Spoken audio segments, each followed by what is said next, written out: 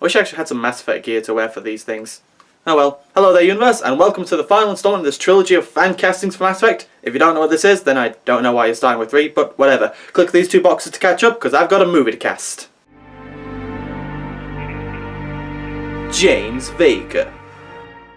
Like Jacob, I don't get why there's a lot of hate for this character. I think he has a charming personality, some fun quirks. He's not as well developed as the other characters, but that's kind of what happens when you're introducing the final installment of a trilogy. But maybe with the right actor, we could get something good out of this. Oscar Isaac. This actually took me a while to think of, mostly because I couldn't find any young Hispanic actors. Gee, it's almost as if Hollywood isn't diverse or something. But when I remembered Oscar, he actually makes a pretty good pick. Poe Dameron was a very similar character to Vega in a lot of ways. Both buff, charismatic, quippy soldiers who make friends with everyone and bragging about their skills as a pilot. He's got a diverse range of roles and is already an iconic part of one sci-fi epic. Why not make it 2? And now it's time to cast the final new crew member of the Normandy. Javic. Being the only living Prothean after being frozen for thousands of years, Javic is a very unique character. Not only is he incredibly pessimistic over the death of his species, but he also is very ignorant towards modern beliefs. He doesn't see the benefit in stronger species helping weaker species, and has a very stubborn view on the value of life. So what we have here is a warrior from a near barbaric and foreign culture with no ethics and no problem killing at the drop of a hat. Jason Momoa. Yes, if that description sounds at all familiar to you, the Protheans are basically a high-tech alien form of the Dothraki from Game of Thrones. So it makes sense to have the main Prothean be played by the main Dothraki himself, Khal Drogo, aka Jason Momoa. He's big, he's badass, he's brutal, he's Javic. And that's kind of it for new characters in the game. Boy, that was a really short episode. Tell you what, just to make it a bit longer, let's do the supporting cast. Admiral Anderson. The original captain of the Normandy and Shepard's mentor.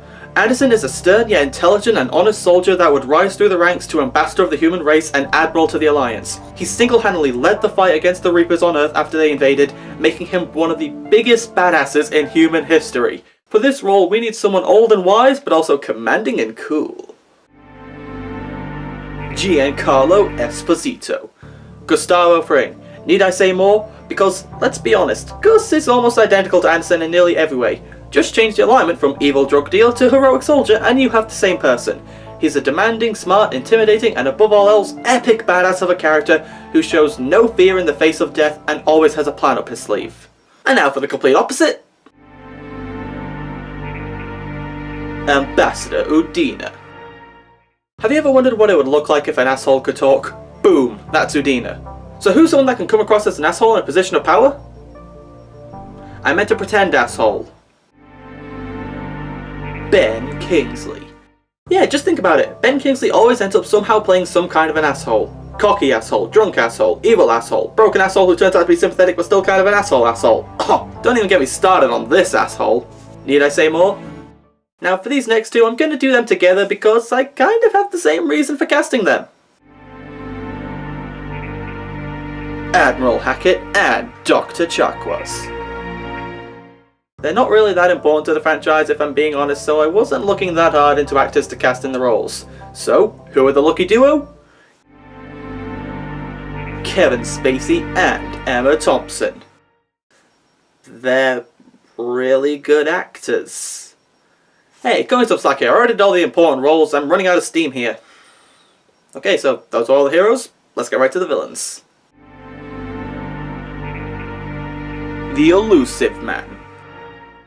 The Illusive Man is an intelligent, manipulative racist who believes in human superiority. To play this role well, you need the perfect balance between pure evil and pure class. Mads Mikkelsen. Just looking at this guy, you'd probably think, I bet he's diabolical, but also probably quite suave. This is a brilliant actor who has played plenty of villains in the past. Hannibal Lecter, Lashif, the Dutch version of Randall from Monsters Inc. No, seriously, look it up. He was born for the part. And now last, but certainly not least, is the original baddie of the series. Saren. I just have to ask, how did anybody think they could trust this guy? Does he need a big warning sign that reads, I am evil, before anyone figures it out? This is just like every villain that Gary Oldman's ever played. Say. Gary Oldman.